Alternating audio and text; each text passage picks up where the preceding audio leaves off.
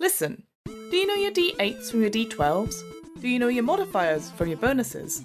Do you know your destiny points from your story points? Do you have any idea what I'm talking about? Either way, you should check out What Am I Rolling, a twice-monthly RPG one-shot podcast. Catch up on previous episodes on the What Am I Rolling website, that's www.wairpodcast.com, or wherever you listen to podcasts.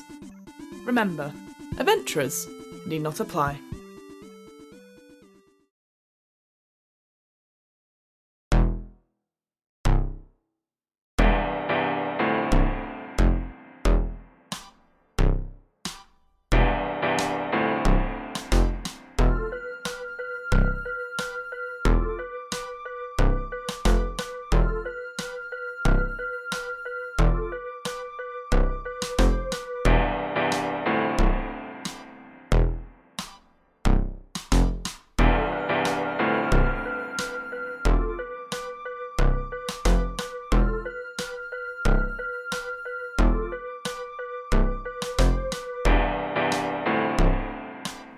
Life's a game, the world's a stage, and we are merely role players, where theatrical people play role-playing games. I've been Matt Boothman, I've been your compere for this studio production. I'm joined backstage now by the players from that production, starting with Vikki. Hello! Who are you playing? Oh, we're supposed to say who I'm playing still. Oh, they've just listened to it. Hello, I'm Vikki. I'm playing Cadence, Fairchild, the babyface PI. Hi, I'm Ellie. I've been playing Camilla Parnell, the cinnamon roll newshound. Hello, my name's Alex. I've been playing Reginald Skinsy Skinner, the infamous corrupt businessman. Hi, I'm Helen. I was playing Stella Sylvester, the woo-woo femme fatale. General first impressions, how's everybody feeling immediately after playing that? It was so fun. Yeah, we had a good time. Satisfied, very satisfied. Yeah, it was a satisfying ending. Yeah, I agree. Well done, Matt, for weaving it all together. I was going to say, like, that's one key thing to talk about is that so I did actually have like a backup plot for you to discover. Wow. And you just trashed it. Yeah, absolutely, because the stuff we were coming up with was much more like we were coming up with it, so we were more invested in it. So like I had whoever the body had discovered that the chemical plant up the coast had been leaking and all of the chalk cliffs had been eroded and the whole town was going to fall in the sea, and there was a corrupt councilman who wants to cover it up and all that kind of stuff. But who needed all of that? Because we came up with stuff on the spot that worked perfectly well, and it was quite fun tying it all together. Yeah, it was. Amazing. Yeah. We really felt like Amazing. we were actually detecting rather than working our way towards an ending that we already knew about. Yeah, it didn't feel predetermined, which was exciting. Yeah. And it did feel like we all contributed to working out what the final, like, how it all tied together at the end, right? Yeah. Everyone absolutely. added some details to that. Yeah, so we had this kind of nice structure of, we had a couple of hours of recording of making questions for ourselves and then tried to stop creating questions and answer them after that, which... It's a good system. Yeah. It works. Yeah, absolutely. I did enjoy when you were like, right, we've got enough questions now. Now we need to start tying them all together. I was like, no, more questions. More mysteries, please. More mysteries. Yeah. This is one of the one of the reasons I wanted to do a noir mystery specifically is that there's not really any obligation in a noir story to tie every loose end up. Yeah. So the mystery wasn't the only part of this game that we were kind of figuring out on the fly. How did everyone find doing the minimum of your character sheet at the start and discovering the rest as you go? I much preferred that to, I'm thinking about early on Blackshore saga things where I mean, to an extent, I've also done it with Melody, where what she is on paper and who she is in practice with who I'm playing doesn't necessarily always match up, and that can make for interesting contradictions like it has with Melody. But with this, to just be like, drive, she's going to drive now, I'm going to be good at driving, it was great. I think it makes for a very like fun and freeing experience to be like, oh, wouldn't it be convenient if I was really good at this, or the reverse, wouldn't it be interesting if I actually am really bad at this thing? Because you're saving. I did find myself a few times being like, my instinct is to put a 3 for drive, because that's a skill I tried to use early on. But then I was like, oh, but what? This feels low stakes. What if I need that 3 for something else? Interesting. That like my expectation was that it would be like, okay, we're going to find a circumstance where you need a skill, and so the natural thing is going to be like, well, I need this skill right now, so I'll make myself good at it. So I was really interested that you weren't all spending your like +3s straight away. Yeah. I think, when it came up, because I used one of my +1s for Will, because I was like, I know that's the right one, and I don't feel like he needs to assert himself in any way. Yeah. But when it came to confronting O'Connor, it was much more like, no, I need to win here, and I need to do the best that I possibly can. So I'm just spamming tokens up the wall, just to get the result that I want. But it oddly enough, I felt it meant that I was more true to the character that I had in my head. It also takes the pressure off with preparing a character. Like, you don't have to have a rounded out character because you're finding out what they're like as you go, and then it allows people around the table to be like, oh, wouldn't it be funny if they were good at this thing? Or, and other people's characteristics come out, you go, oh, what would dovetail really nicely with that is if my character does this thing. And then you're not having to change something you've already pre-decided. You're not having to make decisions that go against your character because they work well for the story. You can go, well, this works well for the story, so therefore I'm going to incorporate it into my character. Yeah, it was nice and flexible on that. And I agree with you, Helen, that I find that sometimes having set certain things up mean that I'm then restricting what I can do in Vigil, and sometimes that's a good thing and it creates conflict in helpful ways, or it makes me think differently about how I might do something. But it was really freeing just to be like, oh, I could just be good at this thing if I want to, or actually this is a low stakes situation, I'll just be bad at it and it won't matter. I quite liked having a trope focus, which meant that we didn't have to always come up with an idea that felt fresh. It could just be like, well, if we haven't got a fresh idea, let's just go with a noir idea. Sometimes leaning on the genre is helpful with that. Like, and you're right, like, we didn't have to tie everything up, but there were just certain moments that we would have expected to play out, and we got to play those moments out. Yeah, I'm really glad we got a foot chase in there. That worked out nicely. And bravo, Helen, for just deciding you were the person running away. I mean, great. Yeah, what a move. So much more interesting to do that. Yeah, and actually it really, like, it felt so true to the story as well, because it's so great. Like, what is so brilliant about the femme fatale character is that up until the end, you really don't know where you stand with her. Like, that's kind of the point of that character, is you're constantly like, wait, they're innocent, they're a good person. Oh no, wait, they're wrapped up in this. Are they wrapped up in it because they meant to be? Are they caught up in this as a victim? And you really don't have that clarity till the end. So Helen did a really good job of keeping us guessing, even though we were in the discussion about what was supposed to happen. Could you have seen a version where you did just decide, like, I'm the bad guy? Yeah, absolutely. Yeah, I mean, I was writing down more than I normally do in terms of details that were coming up.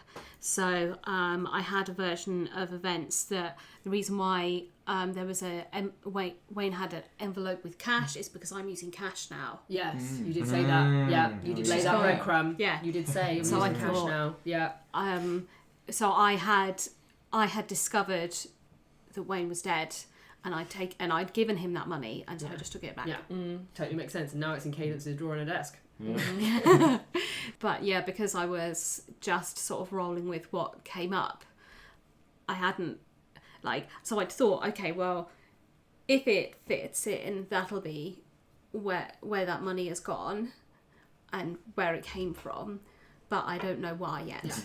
So it was kind of challenging, but I was fully willing to lean in to being the bad guy, but I didn't know how it would be in terms of, like, a collaborative improvised story and collaborative game if I wasn't. I mean, we had players, we had you and Vikki rolling against each other for that foot chase at the start. The systems allow the system allows. We haven't really done much of that in other games we've played, I think, where we're working working against each other, and it was nice to be able to have a go at something like that. And it's like, it's big picture wise, it's good fun. I like it a lot. It's so flexible. Like, I really see you could just use like.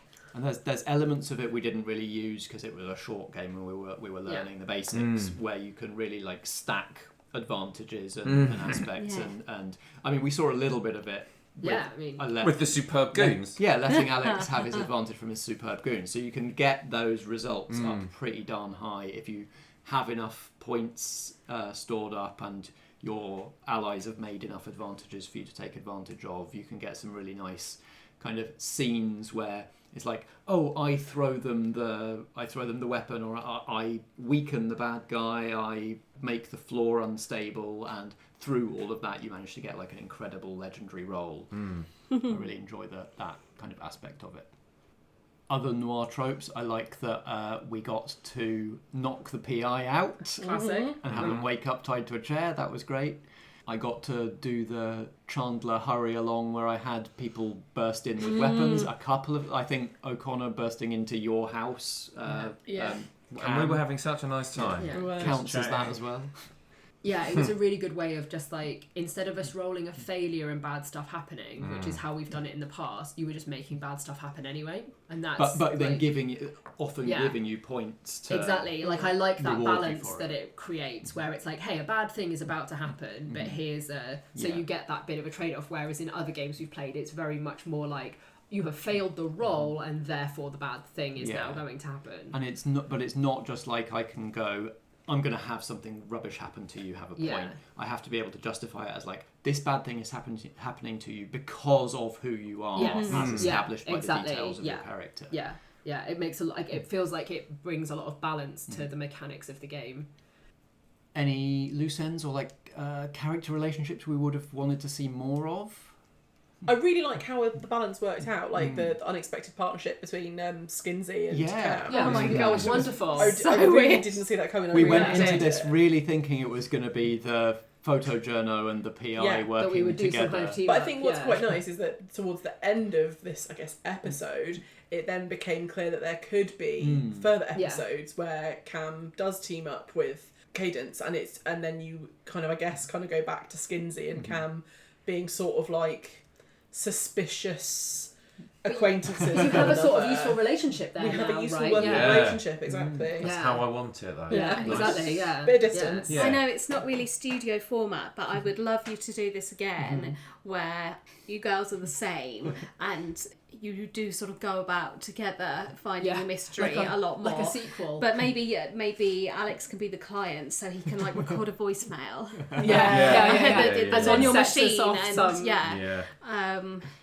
Obviously Stella's left town. Of course. So major mistake. Stuff could always bring her back. Yeah. These towns have a way of drawing you back in.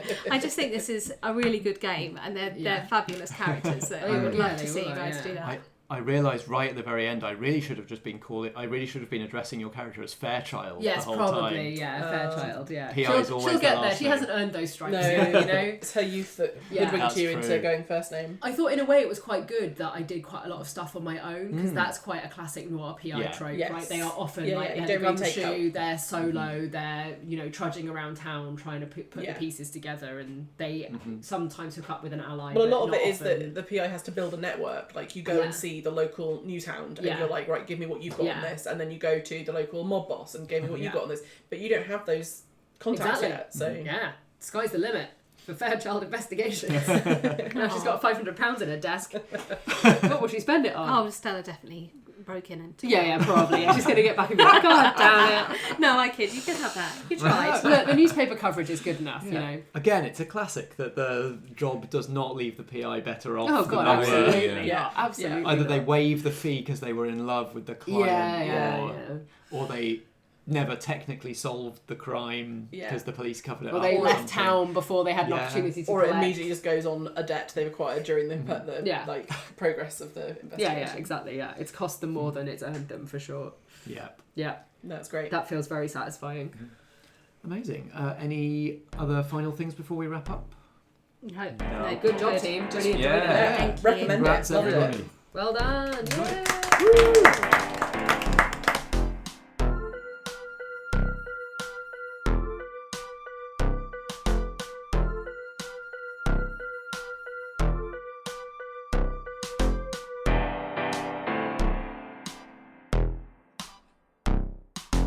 This has been Falling Cadence, a studio production from Merely Role Players, starring Vikki as Cadence Fairchild, Ellie Pitkin as Camilla Parnell, Alexander Pankhurst as Reginald Skinner, and Helen Stratton as Stella Sylvester.